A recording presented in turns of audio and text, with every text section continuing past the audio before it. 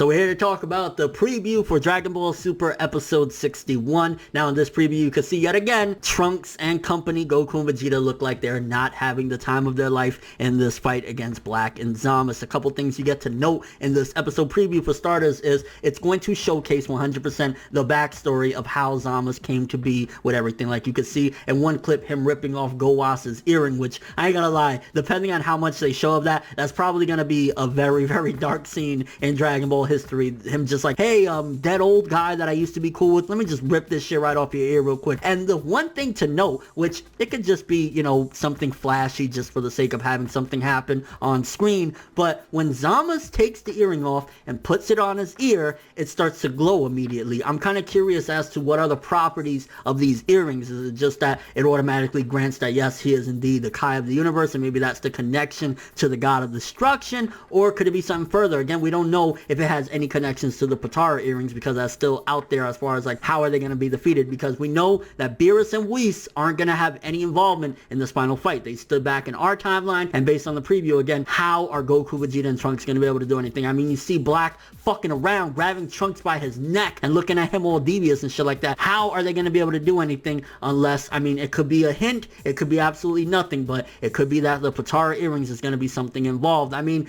granted, you didn't see Goku talk to Supreme Kai or anything before he left, or Kibito as far as getting those earrings so that he confused, so unless they have another retreat, is a possibility that more than likely we won't see Goku and Vegeta fuse, because where else are they going to get the earrings from unless Black and Zama's fuse, and then after they fuse they take the earrings off and Goku and Vegeta happen to get their hands on them, or even before they do something like that. Again, that's all assuming that there's any sort of connection between the earrings that the Kais are wearing and the Potara earrings that we've seen used before. And of course in the preview as well, you get to see Goku, Black, and Zama's, and I'm guessing that's their first encounter as well. I'm kind of curious, did he say, hey, yeah, I'm actually you and you're actually me? Like, plot twist, what if there's some crazy plot twist out there that Zama's is actually the real Goku or something like that that was in Zama's body? Like, there's so many possibilities, although the way they did the revelation of Goku Black just being Zama's is a possibility that, yeah, it's just gonna be as is, and it's pretty simplistic. Like, I think a lot of us were expecting a bit more than we should have regarding Dragon Ball, because